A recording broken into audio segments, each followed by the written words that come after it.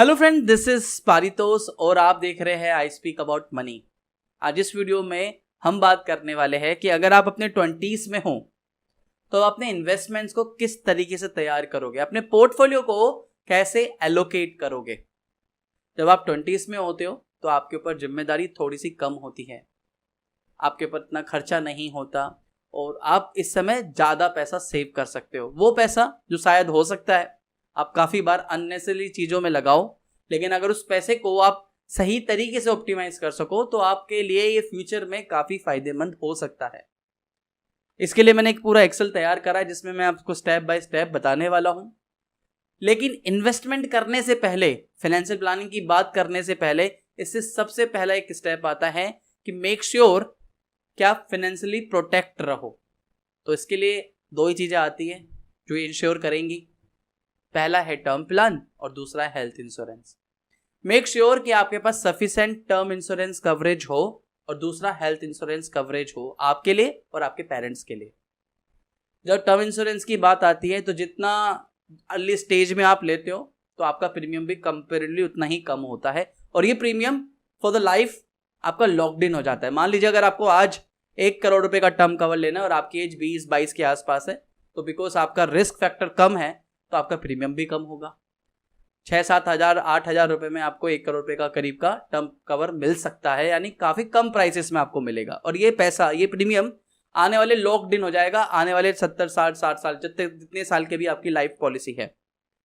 Health insurance की बात करें तो हो सकता है कि आपको आपके एम्प्लॉयर की तरफ से हेल्थ इंश्योरेंस मिल रहा हो, लेकिन इंश्योर कीजिए कि वो सफिशिएंट हेल्थ इंश्योरेंस कवरेज हो, और नहीं रहता तो बेटर होगा कि आप अपने लिए और अपनी फैमिली के लिए, दोनों के लिए, आपके पेरेंट्स के लिए एक हेल्थ प्रॉपर जो भी फैमिली फ्लोटर वाला प्लान होता है वो ले सकते हो आप। अब अगर आपके पास ये दो चीज़ें है कंप्लीट कर ली, उसके बाद आता है आपका कि अब मैं इन्वेस्टमेंट की जर्नी उस पर कैसे कदम रखूं। सबसे पहला जो स्टेप आता है कि प्रिपेयर योर इमरजेंसी कॉर्पस। ये क्या भला है? इमरजेंसी कॉर्पस है आपका वो पैसा कि in case any uncertainties happens, आप जॉब में नहीं हो, कोविड जैसी सिचुएशन आ गई, आप घर से काम कर रहे हो और आप मार्केट में जॉब की कमी है, या आपने जॉब छोड़ी है और उस समय दूसरी जॉब ज्वाइन करनी है लेकिन बीच में गैप है, कुछ 2-3 महीने का गैप हो गया या लॉकड इन हो गया, कुछ लॉकडाउन हो गया, कुछ भी रीज़न हो सकता है, लेकिन उस समय पैसे की तंगी ना आए, घर में एक फाइनेंशियल इमरजेंसी ना आए, इसके लिए एक किटी तैयार करनी है, उसको हम इमरजेंसी कॉर्पस कहते हैं। या माना जाता है, या मतलब बेसिकली एक एजम्पशन मान सकते हो कि जितनी भी आपकी मंथली इनकम है, जितनी भी रिक्वायरमेंट है, उसका तकरीबन 6 से 7 गुना एक इमरजेंसी कॉर्पस तैयार कर सकते हो। वो धीरे धीरे एक्यूमुलेट करना स्टार्ट कीजिए और इमरजेंसी कॉर्पस के लिए लिक्विड फंड या सेफ इन्वेस्टमेंट ऑप्शन लाइक जैसे fix deposit could be one of the better option. अब चलो वीडियो में आगे बढ़ने से पहले एक इंटरेस्टिंग कॉन्सेप्ट मैं आप लोगों के साथ डिस्कस करना चाहता हूँ। एक इन्वेस्टमेंट स्ट्रैटेजी मैं आप लोगों के साथ डिस्कस करना चाहता हूं। कभी आपने लो वोलेटिलिटी स्ट्रैटेजी के बारे में सुना है? नहीं सुना? कोई बात नहीं, मैं बताता हूं। लो वोलेटिलिटी स्ट्रैटेजी में बेसिकली आप अपना पैसा ऐसे कंपनीज में इन्वेस्ट करते हो एक ट्रांसपेरेंट मैनर में, एक रूल बेस्ड अप्रोच के साथ में, जहां पे प्राइसेस में वोलेटिलिटी कंपेरेटिवली कम होती है अगर आप इसे ब्रॉडर मार्केट से कंपेयर करो। यानी वेल्थ क्रिएशन के लिए एक लो रिस्क स्ट्रैटेजी है।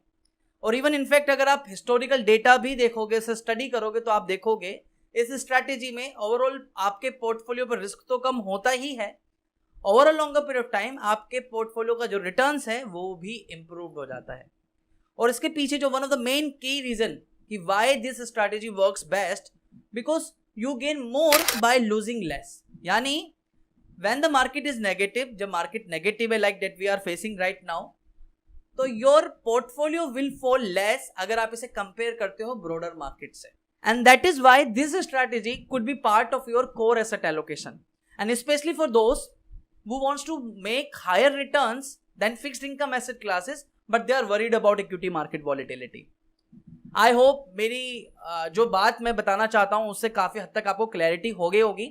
इसके लिए इंडेक्स फंड्स भी है, ETFs भी है। जैसे मैं आपके साथ अगर मैं बताऊं इसमें, तो आपके पास एक ऑप्शन आता है Motilal Oswal S&P BSE low volatility ETF and index, दोनों ऑप्शंस है। और इसके बारे में अगर आप और डिटेल में जानना चाहते हो, स्टडी करना चाहते हो और इसके बारे में पढ़ना चाहते हो तो मैंने इसके लिए लिंक डिस्क्रिप्शन में दिया हुआ है, आप वहां जाके स्टडी कर सकते हो। तो फिर चलिए अब वीडियो में आगे बढ़ते हैं। जब आपके पास इमरजेंसी कॉर्पस का पहला स्टेप क्लियर कर लिया, उसके बाद दूसरा जो गोल है जो आपको ध्यान रखना है वो है वेल्थ एक्यूमुलेशन। वेल्थ एक्यूमुलेशन यानी आपको अभी से आदत डालनी है वेल्थ को एक्यूमुलेट करने के लिए। आप जब 30s में होते हो, व्हेन यू आर मैरिड, तब आपकी जिम्मेदारी बनती है कि आप अपने लिए थोड़ा थोड़ा पैसा एलोकेट करना शुरू करो अलग अलग फाइनेंशियल गोल के लिए। लेकिन जितना अर्ली स्टेज में आप ये आदत डाल लेते हो कि हाँ मेरे को कुछ समय के बाद एक अच्छी खासी वेल्थ जनरेट करनी है, तो इसके लिए प्रिपरेशन मुझे आज से करनी है। तो वेल्थ एक्यूमुलेशन आप लोगों के लिए जो 20s में है दूसरा स्टेप है। इसमें वेल्थ एक्यूमुलेशन में मैं अगर आपको एग्जांपल दूं तो आप बोलोगे सर कितना करें। इसमें कोई फिक्स फिगर नहीं है, जितना भी आपको कंफर्टेबल हो। मैं क्यों बोल रहा हूं कोई फिक्स फिगर नहीं है, क्योंकि बिकॉज अभी आपने जस्ट इन्वेस्टमेंट के लिए कदम रखा है। When you will be in 30s, जब आप मैरिड हो जाओगे, आपके घर में एक आपके ऊपर जिम्मेदारी रहेगी। हो सकता है कुछ समय के बाद आपके एक किड हो जाएगा, तो आपके ऊपर जिम्मेदारी रहेगी। उस समय प्रॉपर इसको ऑप्टिमाइज कीजिए कि मुझे कितने की जरूरत पड़ेगी, तब प्रॉपर बैठिए और कैलकुलेट कीजिए। लेकिन अभी आपने तो जस्ट कदम रखा है, अभी आपको सिर्फ ये जरूरत है कि आपको एक आदत होनी चाहिए, एक हैबिट होनी चाहिए सेविंग करने की।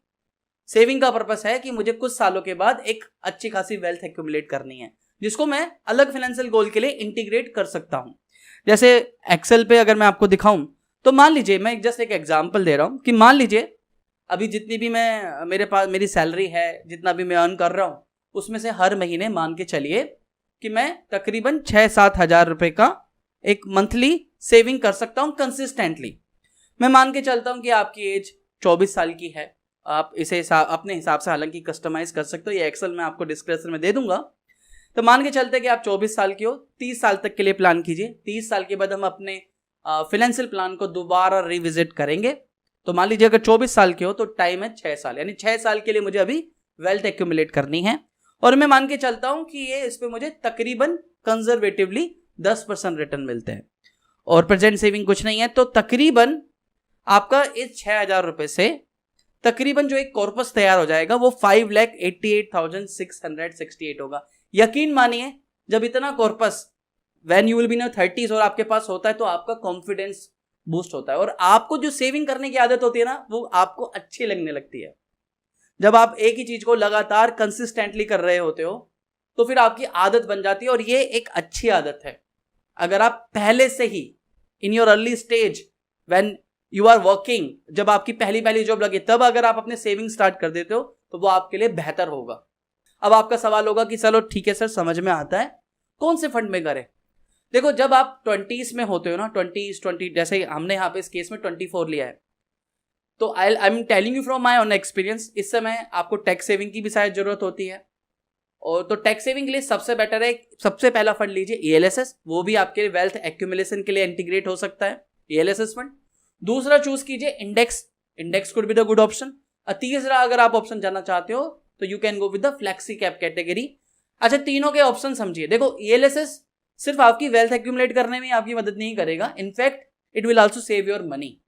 क्योंकि इसी एज में सबसे ज्यादा बड़ी गलती जो हम लोग करते हैं कि हम लोग लास्ट मोमेंट पे जाके हम इंश्योरेंस और टैक्स सेविंग करनी होती है और हम लोग इंडोमेंट प्लान्स, यूलिप प्लान्स, जो भी आपको अवॉइड करना चाहिए वो सारे प्लान्स हम इसी एज में लेते हैं। तो बेटर होगा जितनी जल्दी आप ELSS फंड की SIP करते हो तो आपके पास तैयार हो कि हाँ बॉस, मुझे नहीं लेना इंश्योरेंस, मुझे नहीं लेना ULIP, I am doing already my ELSS और PPF भी जा रहा है, तो मेरा टैक्स सेविंग कंप्लीट है। तो आप ये गलती नहीं करोगे। दूसरा फंड है इंडेक्स, क्योंकि बिकॉज आपने अभी जस्ट मार्केट में कदम रखा है, you don't know about the market volatility, आपने शायद उसको देखा भी नहीं होगा कभी। तो इस समय ये गलती ना करो कि आप कहीं मतलब आपका मार्केट नीचे हो गया और आपको टेंशन हो रही है, ऐसा भी नहीं हो, कम हो वॉलेटिलिटी, तो वो index could be the one of the better option, जहां आपको मार्केट की समझ भी हो जाएगी धीरे धीरे। तो इंडेक्स में अगर आपको जाना है तो Nifty 50, because it is the first fund, तो Nifty 50 could be the one of the good option for you if you are in your 20s। तो निफ्टी 50 का कोई भी इंडेक्स फंड खरीद सकते हो। तीसरा फ्लैक्सी कैप कैटेगरी को, फ्लैक्सी कैप में क्या, large cap, mid cap and small cap, ये सारी जिम्मेदारी आप फंड मैनेजर के ऊपर दे देते हो कि भाई देख लो तुम as per the market condition अपने हिसाब से चेंज करते रहना, ये टेंशन मुझे नहीं लेनी है। तो फंड मैनेजर अपने हिसाब से लार्ज कैप में, मिड कैप में, स्मॉल कैप में ऑटोमेटिकली रीएलोकेट करता रहता है। तो इतनी जिम्मेदारी आपकी नहीं होती है। उसको जब लगेगा लार्ज कैप में ज्यादा रखना चाहिए तो लार्ज कैप में, उसे जब लगेगा मिड कैप में तो मिड कैप में, उसे जब लगेगा स्मॉल कैप में स्मॉल कैप में। तो अगर ये 10% का एक एवरेज रिटर्न कंसिडर करते हैं यहाँ पे, तो तकरीबन अगर 6,000 रुपए महीने की SIP है तो तकरीबन आप 5,88,000 के आसपास का अमाउंट जोड़ सकते हो इस पर्टिकुलर गोल के लिए। इसके बाद जो अगला गोल आता है वो आता है मैरिज। जब आप अपने 20s में होते हो तो आपकी फैमिली की तरफ से प्रेशर आने लगता है कि यार आप 20s के हो गए हो, अब शादी की उम्र हो गई है। हालांकि काफी बार ऐसा होता है कि आपकी मैरिज में आपके फैमिली, आपके पेरेंट्स वो खर्चा स्पॉन्सर कर देते हैं, but still it is a good idea to save some money particularly for this goal. कुछ पैसा जुड़ जाएगा तो बेटर ही होगा। इन केस अगर ये पैसा नहीं भी लगता तो this money can be allocated to other goals, but ये पैसा जोड़ना एक अच्छा आइडिया है। तो इस समय आपको इस समय ये बेसिकली इट इज इमीडिएट गोल, ये आपको जरूरत है। लाइक जैसे 24 साल के हो तो यू विल प्लान कि तकरीबन 29 साल 30 साल तक के लिए हिसाब से आप इसके लिए तैयारी करोगे, इसकी प्लानिंग करोगे। तो एक मान के चलिए, जैसे मैंने एक्सेल में आपको दिखा रहा हूं कि मैं एक रफली नंबर ले रहा हूं, आप अपने हिसाब से इसे कस्टमाइज कर सकते हो, आपकी जरूरत अलग हो सकती है। तो मान के चलते कि भाई I am planning 5 lakh rupees की, हाँ मैं अपनी शादी तक तकरीबन 5 लाख रुपए जोड़ूंगा। तो अगर 5 लाख रुपीज की जरूरत है, टाइम मान के चलते हैं 5 साल, कि आप 25 की एज में हो एंड आई एम प्लानिंग कि 30 की एज तक तैयारी हो जाएगी, और 10% का ये कंजर्वेटिव रिटर्न मान के चलते हैं, और सेविंग आपकी मान के चलते हैं कि कुछ सेविंग नहीं है, तो तकरीबन इस हिसाब से ये बैठता है कि आपको 6,400 यानी 6,500 के करीब का एक इन्वेस्टमेंट करना चाहिए। मंथली SIP चलनी चाहिए आपकी, जो कि आपके इस इमीडिएट गोल को कंप्लीट करने में आपकी हेल्प करेगा, 5 लाख रुपए तैयार करने की हेल्प करेगा। हालांकि ये पैसा नहीं लगता, कम लगता है, तो ये पैसा आप दूसरे पर्टिकुलर फाइनेंशियल गोल के लिए रख सकते हो, लेकिन ये जरूरत है जब आप अपने 20s में होते हो। जब मैरिज का गोल हो गया, अब उसके बाद अब सिर्फ एक ही गोल बचता है, वो है रिटायरमेंट। देखो रिटायरमेंट के लिए आप हो सकता है आप ये कहो कि सर अभी क्या जरूरत है, अभी तो हमने जस्ट अभी रिसेंटली स्टार्ट करी है जॉब, करेंगे आराम से 30 साल के बाद, ये जब शादी हो जाएगी। मैं यहाँ पे फिर भी आपको ये सजेस्ट करूंगा, हो सकता है कि आपका भी सवाल ये हो, लेकिन इट इज बेटर कि जितनी जल्दी आप रिटायरमेंट के लिए सेविंग करना स्टार्ट कर दे उतना बेटर होगा। मैं यहाँ पे फिर भी आपको ये नहीं बोल रहा कि नंबर तय करो, एक नंबर के साथ खेलो, कितना रिटायरमेंट कॉर्पस चाहिए होगा ये सब कैलकुलेट करो। हाँ, वो सब चीजें करेंगे जब आप 30s में हो जाओगे, जब आपकी व्हेन यू आर मैरिड, आपका किड होगा, तो पूरी तरीके से प्रॉपर ऑप्टिमाइज करेंगे। लेकिन जैसे मैंने बोला कि वेल्थ एक्यूमुलेशन के लिए जैसे आदत डाली है, ऐसे ही रिटायरमेंट सेविंग के लिए भी आपको एक हैबिट बनानी होगी। चाहे जितना अमाउंट आपको कंफर्टेबल लगता है, जितनी आप जरूरत कर सकते हो उतना कीजिए। अभी इतना जल्दी प्रेशर मत लीजिए, लोड मत लीजिए, लेकिन यस जो भी अमाउंट लगता है रिटायरमेंट के लिए सेविंग करना तो स्टार्ट जरूर कीजिए। इनफैक्ट ये आपकी काफी हद तक हेल्प करेगा अमाउंट। तो मान के चलिए कि अगर मैं मान के चलता हूं कि रिटायरमेंट के लिए, जो कि इमीडिएट अभी गोल नहीं है, लेकिन हाँ इसके लिए सेविंग करना स्टार्ट जरूर करना है, तो 2,000 रुपीज का एक मंथली इन्वेस्टमेंट कीजिए। एक एग्जांपल दे रहा हूं, 2,000 भी हो सकता है, किसी के केस में 3,000 भी हो सकता है you may be a comfortable with 10,000 amount as well, तो वो आपकी चॉइस है। तो मान के चलते हैं कि अगले 5 सालों तक के लिए मुझे टारगेट करना है, और मैं वही रिटर्न मान के चल रहा हूं कि 10,000 रुपए के हिसाब 10% का रिटर्न मिल रहा है, और सेविंग्स कुछ नहीं है। आप ये मान के चलोगे अगर इनकेस अगर आप 5,000 रुपीज भी इन्वेस्टमेंट कर लेते हो तो अमाउंट तकरीबन ये 3,87,000 के आसपास का होता है। काफी अमाउंट होता है। यही अमाउंट जब आप 30 साल के हो जाओगे और अपने रिटायरमेंट के लिए पूरी तरह से प्रॉपर प्लान करोगे, तो ये अमाउंट आप इनिशियल अमाउंट में जोड़ सकते हो, जो कि आपकी काफी हेल्प करेगा रिटायरमेंट सेविंग के लिए। तो सबसे पहला गोल क्या है कि you just need to ensure that you have sufficient term insurance और हेल्थ इंश्योरेंस। दूसरा क्या है हमारा, सबसे पहला जो इन्वेस्टमेंट के लिए गोल है, emergency corpus. It should be 6 to 7 times of your monthly requirement, monthly expenses, your monthly salary, जिसमें भी आप कंफर्टेबल हो। दूसरा जो स्पेसिफिकली गोल है वो है वेल्थ एक्यूमुलेशन। वेल्थ एक्यूमुलेशन के लिए whatever the amount you are comfortable with, जिसके लिए साथ में आप ओके हो कि हाँ इतना तो अमाउंट मुझे करना ही है सेव। एक जिद बना लीजिए कि हाँ इतना अमाउंट मुझे सेव करना है, उतना कीजिए। टाइम ईयर मान के चलिए 6 और रिटर्न्स में यहाँ पे कंजर्वेटिवली ले रहा हूं। बेटर होगा ऑप्शन मैंने आपको बताया ELSS फंड, दूसरा इंडेक्स, और तीसरा ऑप्शन जा सकता है आपका कौन सा, फ्लेक्सी कैप कैटेगरी। अच्छा, आप अगर पूछोगे कि सर ये वेल्थ एक्यूमुलेशन वाला समझ में आ गया, मैरिज के लिए कौन सा फंड करें? तो देखो, मैरिज एक इमीडिएट गोल है, इसमें हम पूरी तरीके से प्रॉपर प्योर इक्विटी भी नहीं जा सकते और डेट में करना भी कोई ज्यादा समझदारी नहीं होगी, क्योंकि स्पेसिफिकली 5 साल काफी अच्छा टाइम है इक्विटी के लिए। तो बेटर होगा किसी हाइब्रिड इक्विटी या बैलेंस एडवांटेज फंड में जाए जब मैरिज गोल की बात करें। लेकिन जब कम से कम 5 साल का समय दे पा रहे हो आप, कम से कम 5 साल का, तो आपको इक्विटी हाइब्रिड कैटेगरी या balance advantage could be one of the good option. इसके बारे में, इनके फंड्स के बारे में मैंने पहले कई बार वीडियोस में बताया हुआ है कि कौन कौन से फंड्स बेटर ऑप्शन हो सकते हैं आपके लिए रिटायरमेंट के लिए, क्योंकि because it is a very long term product, it is a very long term financial goal. तो you can start with your SIP in small cap, even in large cap, बाद में धीरे धीरे स्मॉल कैप की तरफ move कर सकते हो, बिकॉज इसके लिए काफी समय लगने वाला है। 25-30 साल है, आप 20s में हो तो 40 ईयर्स है, काफी टर्म है। तो आप पहले स्टार्ट कीजिए, एक हैबिट बनाइए। तो these are the 4 specific goal जो सबसे पहले टारगेट करने हैं आपको, और ये चारों के चारों जरूरी है। वेल्थ एक्यूमुलेशन जो आपकी हैबिट बनाएगा, रिटायरमेंट आपको रिटायरमेंट के लिए, सेविंग के लिए आपको एक हैबिट बनाएगा जो आगे जाके आपकी मदद करेगा, और मैरिज जो कि एक इमीडिएट गोल है। इसके अलावा आपके अदर गोल्स भी हो सकते हैं। आप कहोगे कि मुझे गोवा जाना है, मुझे उस ट्रिप के लिए भी पैसा सेव करना है, मुझे कार खरीदनी है, मुझे इसके लिए भी पैसा सेव करना है। ठीक है, मेरा मानना यह है कि जब आप पर्टिकुलरली आप नई जॉब में लगते हो तो ये कोशिश कीजिए कि आपके ऊपर जितनी लोन की जिम्मेदारी जितनी कम हो उतना बेटर है। जितना एलिमिनेट कर सको लोन उतना बेटर है।